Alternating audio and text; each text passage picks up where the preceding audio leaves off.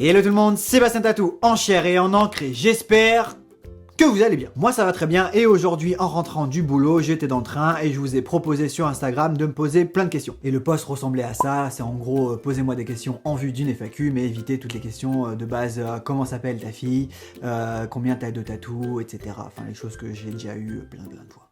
Voilà, c'est simple. Voilà. Et du coup j'en ai sélectionné une bonne cinquantaine, 52 pour être précis, mais je suis pas sûr de répondre à toutes, parce que sinon ça va durer très longtemps. Première question, le premier tatoueur qui t'a ancré. Le premier tatoueur qui m'a ancré, ça va être tout simple, mais j'avais 17-18 ans et je suis rentré dans un salon de tatouage à Paris. J'ai regardé tous les tatouages qu'ils proposaient dans les books et j'ai dit je suis là, voilà. Du coup, je me souviens même pas pourquoi j'ai choisi ça. J'aime pas ce tatou, je l'ai recouvert depuis le temps. Et le tatoueur, je ne sais pas qui c'est, je me rappelle plus. En même temps, j'ai 31 ans, j'avais 17-18 ans, c'est vieux. Voilà. Ta famille est aussi, comme toi, passionnée de tatouage ou tu es le seul? Passionné, je te dirais que c'est un grand mot. Ma sœur est pas mal tatouée. Mon père a un petit tatou et ma mère n'en a pas. Après, je sais que quand j'étais jeune, mes parents, ça les a un peu saoulés de voir que je faisais de plus en plus de tatous. Et après, ça s'est retourné, ils ont commencé à vraiment apprécier mes tatouages et pourquoi je les faisais, etc., etc. Et en grandissant, ils ont vu que j'ai trouvé un boulot, que j'ai eu ma petite vie et que je m'en sortais très bien avec mes tatouages. Du coup, ils ont commencé à vraiment s'en foutre totalement. Et en vieillissant, quand j'ai créé ma chaîne YouTube, j'ai eu l'appui et le soutien de toute ma famille, ma sœur, mon père, ma mère. Mon père est, je pense, assez fier de mon parcours YouTubesque. Il en parle à ses amis quand il croise des gens dans la rue avec des tatouages. Enfin, peut-être pas dans la rue, mais quand il croise des gens à un endroit et qu'il a un tatou, il parle de moi en disant est-ce que vous connaissez Bastien Tatou, c'est mon fils. Du coup, je pense qu'il en est assez fier et ça me fait très plaisir. Ma mère, je pense qu'elle est très contente de mon parcours, mais elle en parle un peu moins et je sais qu'elle n'aimerait pas avoir de tatouage sur elle. Et ma sœur, elle est fière de mon parcours aussi et elle est bien ancrée. Et voilà. Passionné, c'est un grand mot. C'était une longue réponse. Voilà. Que penses-tu des tatouages traditionnels japonais? Ce que j'en pense, c'est que j'adore l'art traditionnel japonais. J'aime l'art traditionnel asiatique tout court. Il n'y a pas besoin d'aller au Japon pour voir des choses fabuleuses. J'aime les couleurs, j'aime les détails qu'ils apportent parce qu'il y a toujours 1 milliard de détails et c'est vraiment ouf. Et pour être franc, plus je vieillis et plus je me dis que c'est ce que je préfère le plus dans le monde du tatouage. Enfin presque ce que je préfère le plus. Pourquoi tu as voulu te lancer dans YouTube, Inside Motherfucker, et quand une nouvelle vidéo de nos tatouages continue? Pourquoi je me suis lancé sur YouTube? J'y ai répondu dans peut-être toutes les FAQ et en live très souvent. Alors ça va être très simple, je l'ai déjà dit. J'ai quitté mon groupe à l'époque parce que j'avais un groupe de métal, j'ai fait le tour, j'ai quitté ce groupe parce que j'en avais un peu marre pour être franc, et j'en avais un peu marre de faire de la musique. Ensuite, j'ai rencontré Sarah, j'ai fait ma vie, mon changement, mon tournant et je me suis dit que je voulais avoir de nouvelles choses à faire. Le monde du tatouage, j'y ai travaillé, ça n'existait pas vraiment sur YouTube et je me suis dit que je voulais vraiment apporter ma pierre à l'édifice. Ça n'existait pas vraiment sur YouTube et il fallait que je l'apporte au YouTube français. Bon après je le cache pas, j'en suis assez fier. Si tu devais décrire en un mot ton aventure sur YouTube, PS ta chaîne est super. Merci à toi. En un mot ça va être difficile, en plusieurs je te dirais motivation. La motivation parce que c'est facile de la perdre et bizarrement c'est facile de la retrouver. Je prends un exemple, motivation, pourquoi la perdre? Parce que des fois j'ai fait des projets qui me tenaient à cœur ou des demandes de votre part me demandant de faire telle ou telle vidéo et je le voyais en commentaire, je faisais cette vidéo en question et elle faisait pas de vue. Ce qui est en soi un petit peu chiant, je te l'accorde. Et la motivation dans l'autre sens, c'est tout simple, mais tous les jours je reçois dizaines ou centaines de messages sur tous les réseaux sociaux et il y en a certains qui me remontent le moral très rapidement. Ou autre exemple, récemment je suis allé à un cours YouTube, j'étais jamais allé en 3 ans ou je sais pas combien de temps j'ai ma chaîne, enfin bref, j'étais jamais allé. J'y suis allé et c'est Pierre Cross qui animait cet événement, du coup il a répondu à plein de questions. Ça m'a remotivé parce qu'il a donné plein de petits tips à faire en fait sur sa chaîne YouTube. Et petite cerise sur le gâteau, à la fin quand tout le monde se rend compte, il est venu me dire bonjour en me disant qu'il connaissait ma chaîne YouTube, il connaissait mon nom, c'est même pas moi qui l'ai approché, c'est lui qui est venu me saluer, donc du coup ça fait toujours plaisir de voir que les gros youtubeurs te connaissent et du coup je suis rentré motivé, je me suis dit que c'était vraiment cool, fallait pas lâcher le morceau même si je suis très fatigué avec mon boulot, ma fille, etc. Mais il y a toujours du temps et du coup c'est pour ça que je vous fais des vidéos et que j'essaye d'être présent sur YouTube. Voilà. Alors je te dis tout de suite Mireille, c'est une vidéo où je réponds et ça va être comme ça pendant de longues minutes. Donc c'est vrai que ça peut être un peu boring si tu n'aimes pas forcément ma gueule. Si tu étais un personnage de Star Wars, tu serais qui? Alors j'aimerais vous dire que j'aimerais être Obi-Wan, mais c'est pas du tout mon caractère. Étant donné que je suis très susceptible, je dirais Anakin Skywalker. Que fais-tu dans la vie, mis à part YouTube? Mes excuses si la question a déjà été posée. Alors pas dans cette vidéo, mais c'est vrai que la question m'a été posée des milliards de fois. Alors Alors depuis très peu de temps, je suis RH, c'est-à-dire que je suis aux ressources humaines. Et je me doute que ça ne te fait pas forcément rêver. D'une manière générale, tu préfères les petits tatouages ou les grosses pièces? Les grosses pièces. Est-ce que tu comptes faire une vidéo sur le tatouage quand on a une maladie chronique, diabète par exemple? J'aimerais, après je m'y connais en tatou, je peux faire des recherches sur internet, mais je ferai que répondre ce que j'ai lu sur internet. Je suis pas médecin hein, et je connais pas tout là-dessus, donc à part si je fais une vidéo avec une chaîne dans ton corps ou ce genre de chaîne qui s'y connaît bien mieux que moi, j'aurais peur de dire des bêtises. Après peut-être qu'un jour je rencontrerai des professionnels et je pourrais répondre vraiment à la question, mais ça va être difficile de faire une vidéo précise sans citer un site internet, même si je fais déjà des vidéos en citant des sites internet. Quel était le métier de tes rêves quand tu étais enfant? Footballeur. Et là, certains se disent derrière, il a pas la dégaine d'un footballeur. Comment se préparer pour un nouveau tatou? Alors, ça va être assez simple à répondre. Tu manges bien la veille, tu dors bien, tu te stresses pas même si c'est pas toi qui décide. Le matin, tu prends un bon petit déjeuner et puis c'est tout. Hein. Tu te contractes pas quand on te tatoue, tu te relâches. Et voilà, comme ça. Après, si ça fait mal, même si t'as fait tout ça. Appréhendes-tu l'arrivée des jumeaux vis-à-vis de Boubou? Jalousie, etc. Alors déjà, appréhender l'arrivée des jumeaux, pour moi et pour Sarah, oui, ça me communique énormément de stress, même si je suis le plus heureux des hommes, ça me fait stresser. Et puis concernant ma fille, bah on verra si elle est jalouse ou pas, je pourrais pas vraiment le savoir. J'espère qu'elle va accueillir les bébés du mieux.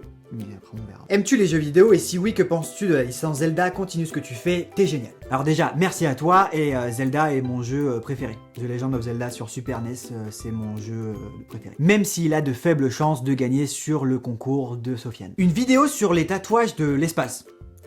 Oui, disons le 13 février. Pourquoi pas?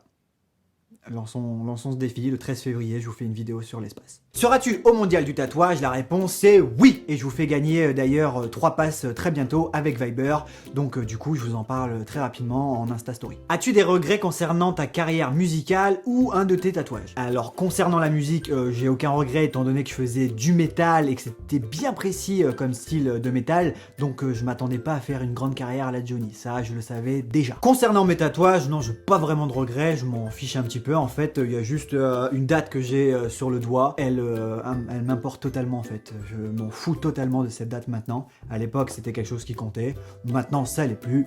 Et c'est pas la fin du monde. Est-ce que tu penses écrire un livre sur les tatous? La réponse est je pense pas. Il y a déjà plein de bouquins qui parlent très bien du monde du tatouage. J'en parlerai pas mieux. Je fais des vidéos et ça vous distrait et c'est très cool. On rigole ensemble. Maintenant, à part si un éditeur m'approche et qui veut bosser sur ce projet, à quand la vidéo du Jedi? Alors vous avez été bizarrement très nombreux à me demander quand est-ce qu'il y en aurait une nouvelle, étant donné que j'en ai sorti une sur Harry Potter il y a 2 semaines de ça. Après c'est vrai que c'était Harry Potter, donc tout le monde ne passe pas dans ce thème. Mais du coup, pour vous répondre, dans le train j'ai fait la sélection de la prochaine vidéo du tatouage du Jedi. Donc voilà, ça arrive dès que je l'aurai tourné. Et Bastien, quelle est la signification de l'éléphant que t'as sur ta main? Alors ça tombe très bien, j'ai fait une vidéo là-dessus. Je t'invite à aller la regarder, voilà. Si tu veux, je te mets même le lien dans la description. Des nouveaux formats prévus, même si je doute qu'avec ta petite tribu, ça va pas être évident. Alors des nouveaux formats, je sais pas, mais faire une toute nouvelle vidéo que je n'ai jamais fait, oui, j'ai grandement envie. Je m'explique, je suis tombé sur la vidéo de Jojol qui est très récente, il y a 2-3 jours, avec plein d'effets spéciaux, etc. Et il figure que c'est Atom qui a bossé sur le projet, et je connais cette personne, enfin du moins on se parle sur les réseaux sociaux, et je lui ai proposé de faire une vidéo ensemble, donc j'aimerais faire une vidéo bien plus travaillée que ce que vous avez l'habitude de voir sur ma chaîne. Je sais pas si ça va aboutir, j'en sais rien, mais si on peut faire quelque chose, ça serait cool. De genre effets spéciaux avec les couleurs de mon corps, etc. Autour d'une histoire, c'est ce que j'ai en tête. Bref, j'aimerais bien. Et si vous avez le temps et que vous voulez apprendre comment sont faits les effets spéciaux dans des films, dans des clips, etc., je vous invite à aller voir la chaîne d'Atom, c'est monstrueux. Enfin en ce moment je regarde et je kiffe. Est-ce que tu aimes les licornes? Oui. Ton parcours professionnel et scolaire. Le professionnel, on va éviter, hein, c'est en mode CV, on s'en fout en fait totalement. Et mon parcours d'école, j'ai été jusqu'au BTS des arts et industries graphiques, donc tout ce qui tourne autour de l'art en général. Et ensuite, après, j'ai fait un an d'anglais et je suis rentré dans le monde du travail. Aimeriez-vous avoir d'autres enfants après vos petits jumeaux à venir? Continue, j'adore tes vidéos. Alors pas du tout en fait, parce que là en fait j'ai déjà une fille, une paire de bébés qui arrive, donc comment te dire que penser être encore avec un nouveau bébé derrière ça, non, faut pas déconner, hein.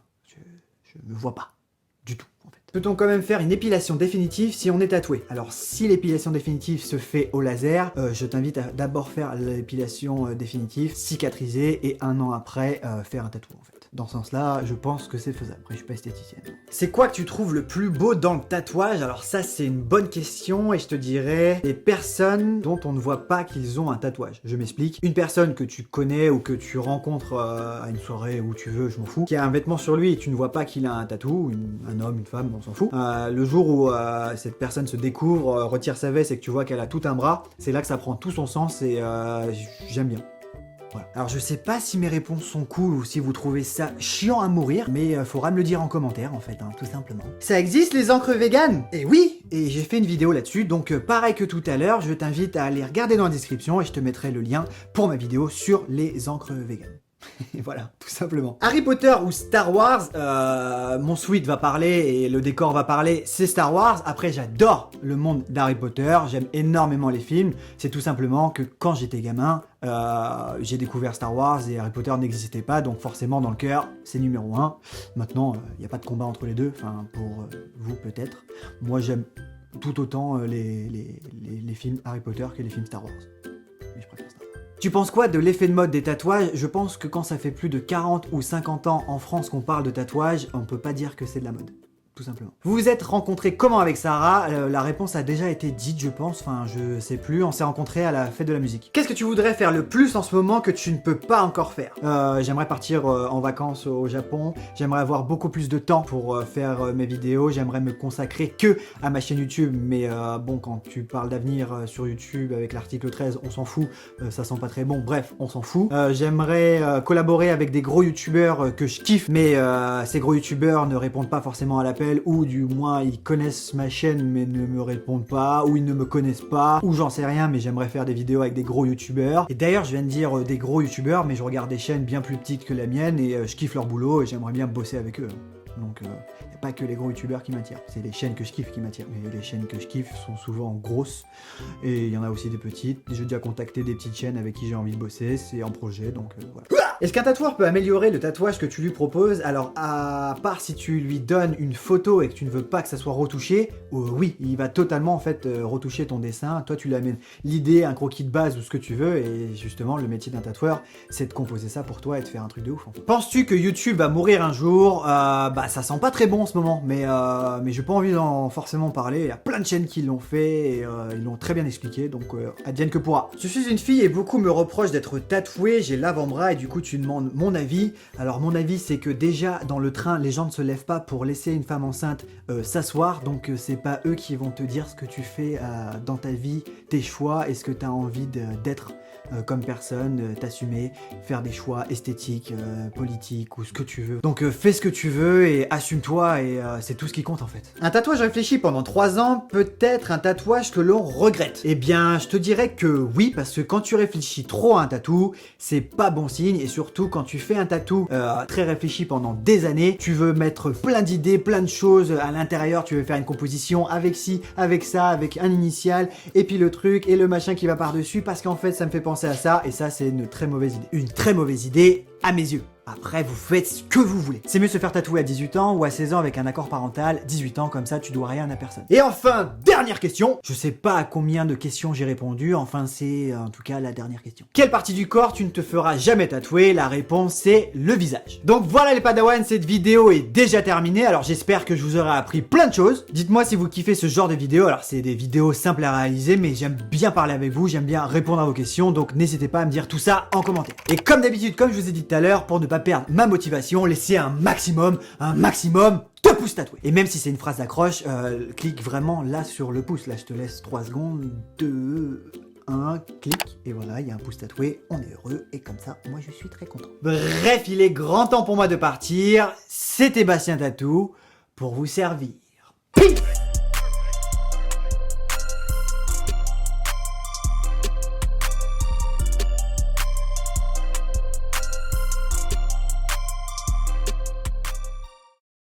Salut à tous, c'est Jojol. Salut à tous, c'est Jojol. Je tiens quelque chose là, non?